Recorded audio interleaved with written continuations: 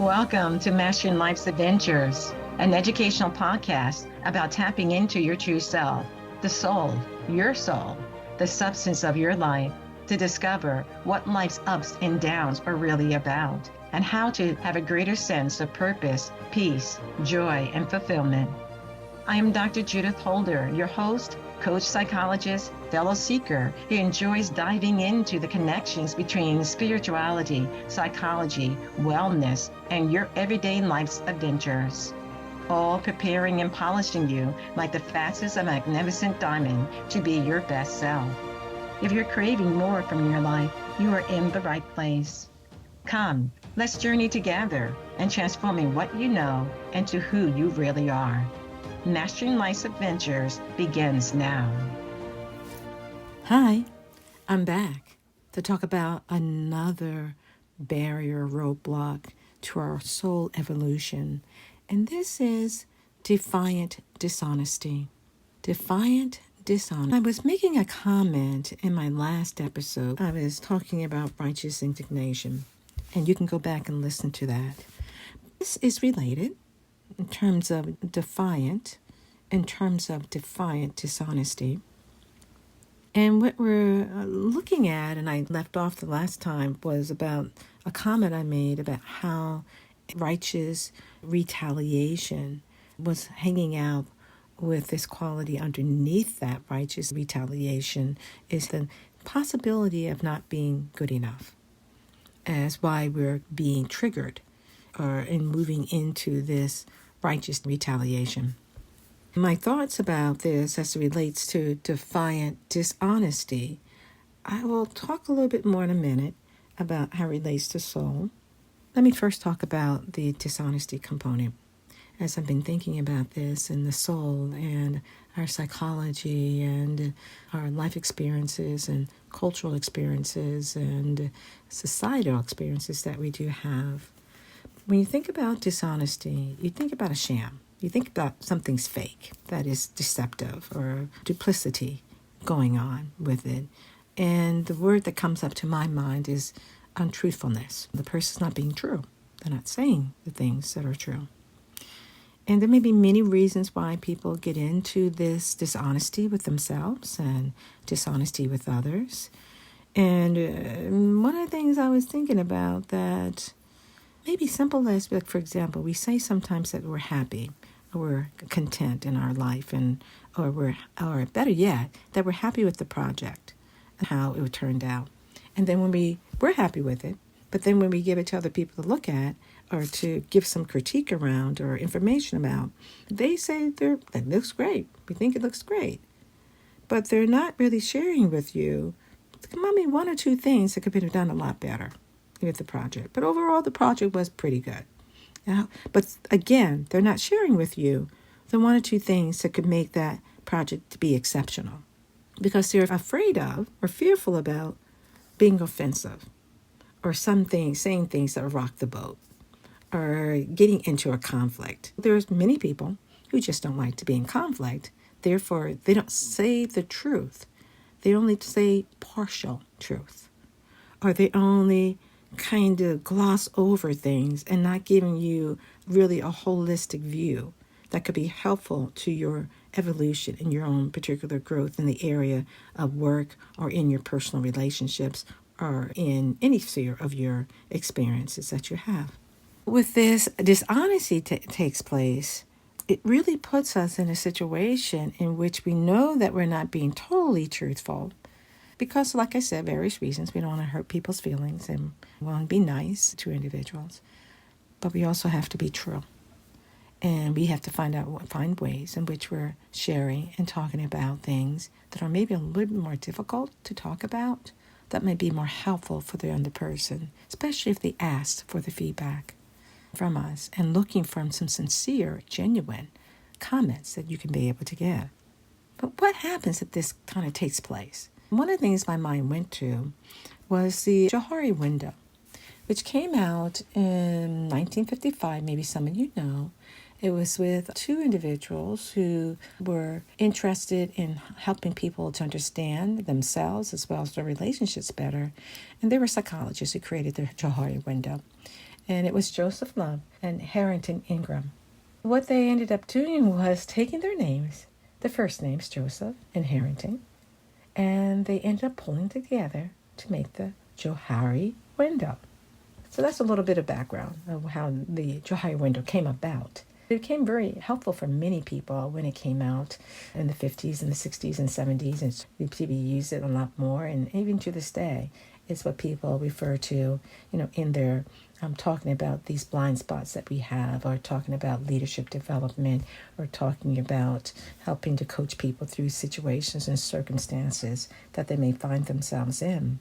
For our purposes, we're talking about it through the perspective of defiant dishonesty. And but that analogy or that statement that I used or example that I used earlier about this project and the person not really getting true feedback, and they are getting more kind of the higher order feedback because they want to be nice and not about the 2 or 3 things that could really help the project to shine so much more. And they're generally looking for feedback because we don't feel comfortable in giving it for various reasons. We don't give it, which is a lost opportunity. What the Johari Window says, that may explain some of this, there's an open self. There's 4 quadrants. It's like a box, and you put kind of a diagonal line, a horizontal line, and you have 4 quadrants. And each quadrant relates to the understanding of self and the understanding of others. So in one quadrant, there is the open self, which is kind of known as the public self. And that is things that you know and other people know about you. And then there's another quadrant in that Johari Window, in that square, which is kind of known as the hidden self, or the mask, or the private self, or the secret self, or all words that have been used. And that is known to ourselves as well as can be unknown to others. So it's known to self and unknown to others, that hidden aspect of self. And then another quadrant of that window is the blind spot, or the blind self, or the unknown blind spot. That's usually unknown to ourselves and known to others. So other people can see something about us that we don't see about ourselves, is what that quadrant really focuses around. And it can be something simple as, for example, you're smirking. And so other people know that when you're smirking, you're about to tell a joke about something. But you don't know that's your kind of way in which you're announcing to them, because you're in your own self, so you don't see yourself, but they can see that you're smirking. And so that's an example of kind of that aspect of the quadrant in terms of the blind spot that can happen to us. It can be something simple as that. Another actually thought is when a person tells you something about yourself and you're surprised, and you don't think the assessment or the statement that they said to you is correct. So you don't, since you don't see it, you don't believe it, even though it may be true. But again, that's why it's called the blind spot. There is the unknown self. I'm talking about this, again, from the aspect of defiant dishonesty and what may happen there, which I'll talk more about as I put out this last quadrant in helping you to understand this Johari Window. So we talked about the open self in one quadrant, and another quadrant is the hidden, the mask, or the private or secret self. And then in another quadrant, there is the blind spot. And then what I'm talking about now is the unknown self. And in the unknown self, these are things that you don't know about and others do not know about. And literally, some people say it came out of the blue. Whatever happened, I didn't realize that just came from somewhere. I don't know where. That's usually known as the unknown self, or the mystery self, the mystery aspect of the quadrant in ourselves.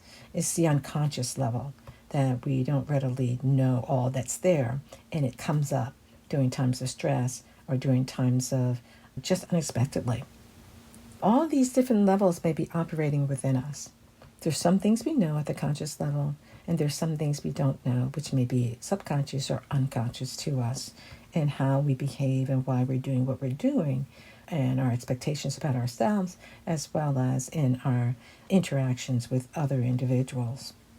With that window in mind, and understanding, going back to dishonesty, there may be within the hidden, and which is that known to self and not known to others, and in the blind spot that is unknown to you but known to others, as well as in the unknown self, that dishonesty may happen. But I'm just going to focus on these two areas, which is more of the hidden, the mask, the private part of ourselves, and the blind spot happens. And what happens is that it's understandable why there may be some dishonest play going on with ourselves. We honestly don't see certain aspects of ourselves. That's why it's called blind spot. Or there may be aspects that we know that others don't know, that we're trying to opaque and not want other people to see, about our insecurity, for example. But what we're trying to do is bring to surface, especially those things that may be uncomfortable to us, that may make us feel insecure, or that may be truly a blind spot that someone is bringing to our attention, that we're willing to look at and see if we're walking a spiritual path, if we're kind of on this soul journey, because we're always trying to have a better understanding of ourselves so that we are continuing to grow and advance in our awareness about how we're showing up in the world and how other people are experiencing us. And that's the beauty of being around people, that they're always helping us to see something about ourselves if we're willing to see it. And then we, in our own way, find ways to be able to make the change if we need to, and move out of the dishonesty to really wanting to see things as they are, and the trueness of, and being able for us to look at it. So yes, there are non-awareness, and there's awareness that we do have too. This is what the Johari Window shows about the things we know about ourselves and things that others don't know about us. And then that last quadrant about there's things in which others don't know and we don't know. Okay, I get that. But we're going to talk about that piece of things today. At some point in the future, we may talk more about it. But we're talking about more of the things that relate to the open, the hidden, and the blind aspects that others are bringing to our attention that we become more aware of. This brings up the next aspect of the dishonesty is the defiant dishonesty. Defiant. What happens is, with the defiance, when you think of defiance, think of such things as resistance, maybe being more obstinate, not wanting to see or look at something, or willfulness, disobedience.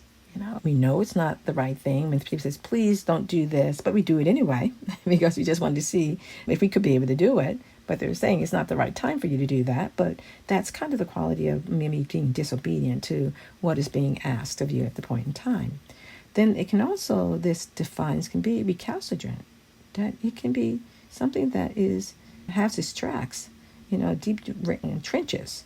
Why we're continuing to move into a defiant. And I'll tie this all together in terms of defiant dishonesty in a minute. As we're thinking about the Johari Window and we're thinking about what defiance means, it also can move us into being more argumentative because, again, there may be things that people see about us that we're not seeing, that we're not willing to entertain, and instead we become argumentative about it. Interestingly enough, the dishonesty becomes entrenched. Knowingly or unknowingly, our dishonesty and defiance that we have becomes more entrenched, and it's hard to be able to let it go at times. Let me give you an example. We live in a society where we believe it's okay to share quote-unquote white lies. We think it's acceptable to do because everyone does it. They don't tell you the total truth. They kind of puff it up a little bit more, and they get into giving you a story that is a little bit blown out of proportion to the reality of what really took place in that particular situation. And so we find that with these white lies that we can tell and that we have experienced and what people are saying, because we sometimes say, well, I'm not sure that person told the total truth, or I think they're exaggerating or telling half-truths, fabricating, or there's some falsity to what is being said, which then sets us, our spider sense up and saying, can I trust or believe what this person is truly telling me? And I think we all want to be trusted in what we're saying and what we're doing. But getting back to this defiant dishonesty, these white lies actually is a place that we need to begin to make a shift. And then you start thinking about, are there other ways in which I get into a defiant dishonesty towards myself or towards others? That I know I'm being dishonest, or people have brought it to my attention that's so, but I don't want to look at it. I want to be obstinate. I don't want to say no because you want to save face. You want to appear good. Yes, we all want to be looked at in a favorable light. But we need to pivot because at the soul level, this dishonesty is not helpful to soul progress or growth. It is truthfulness is what the soul was wanting. How can we be truthful? And knowing that it's not always going to be easy, but it's worthy. It's a virtue. It's worthy of something to strive for because it's all more in alignment to the purity of what the soul is looking for. It's more in alignment to being what I've talked about in one of my past episodes about being more Christ-like. And being more Christ-like, that's one of the qualities of being more Christ-like, is being truthful. When we are able to be more straightforward or more truthful and know when we're kind of moving towards exaggerating what went on in a particular situation or in our interactions with other individuals, either we can take one or two paths. We can take the path of defiant dishonesty, that we're defying what we know is really truthful and clear about what we need to say and what we need to share with other individuals to build that degree of trustworthiness. Or we can pivot and we can move towards honesty, truthfulness, and sharing. Now, if we came from a family background, which it was funny and it was great for people to kind of exaggerate the truth, we know where some of that's coming from. So we want to keep the humor. We just want to throw out the parts that are fabricated, that are not truly what really happened. We're doing it because we want to get a greater laugh or a greater joke about it. But if we're walking that spiritual path, we realize it's not being honest. It's not helping the soul to get clear and to have greater attunement to what is real, truly, and what is false. The other thing is when we get back to this quality of not good enough, that is based upon some degrees of illusion and maybe even delusion that has been fabricated by these qualities, defiant dishonesty. So the righteous retaliation underneath that is what I said in the last episode was this not good enough. And then on top of that becomes, because we feel we're not good enough, that we move into defiant dishonesty about what we say and how we say it because we want to be accepted. We want to be liked. We want to be appreciated. We want to be valued in some way. And what I would say to you is you have to begin to know you are worthy. Your soul, the essence of who you are, regardless of the circumstances, situations, or the persons that you have found yourself in, the core of who you are is God-focused, Christ-focused. It is the essence that goodness in you that is there, is embedded in you. And sometimes because of all this caked over of experiences that we've had, we feel that somehow that we are not good enough or that we are somehow damaged in some ways. I'm not going to say that life experiences and traumas and pains and difficulties can't create some challenges with us in our sense of self and our self-esteem and this quality of good enough. But I would say also it's a judgment. And I talked about judgments in my episode number 12 about the 5 judgments that we tell ourselves. And that's one of them, that we're not good enough. But if we're coming from our true source, and our true source is God, the I Am Presence, the Atman, then we have to realize we are more than worthy and more than good. And it's not about the enough piece of things. And we have to be willing to say the core of me is good. Maybe some of my behaviors or some of the things that have happened to me hasn't been so great. I understand that. But the core of who I am, and how do I begin to build on that core that I am worthy? And if you do not believe that, then you start to think about, I am worthy, make me worthier still. I am worthy of goodness, of all the great things that come into my life. And if there's things I need to work on, make me worthier still. And the outer aspects of who we are. But the core essence of who we are is good, is on a foundation of goodness, where we are from God and we are returning back to God. We are from God, having experience in this physical world that are teaching us certain lessons and giving us an opportunity to be more clear and discerning about how we want to speak, how we want to think, how we want to feel, and how we want to show up in relationships at work or at home. That we are here to learn certain lessons, and why not embark upon that in a conscious and intentional way and get out of these little qualities that create barriers to soul progress. And the barrier that I'm talking about today is that defiant dishonesty, that we continue to be dishonest and to the point of being defiant and stubborn about it and obstinate about it because we're used to doing it. We're used to engaging in a particular way. We're used to getting laughs, or we're used to appearing very smart and intelligent. So sometimes what we have to do is check ourselves and just say, is this true? And if it's not true, you say, I need to really not say anymore, or correct it and say what is true. We need to work on it because, as I said earlier, these are white lies. And so we think that they're harmless, but in the grand scheme of things, over a cumulative period of time, it's not harmless to the soul. The soul needs purity, and these white lies, quote unquote, create a stain on the purity of what the soul is evolving and trying to advance towards in order to kind of unite with its higher source, purpose, meaning, and direction.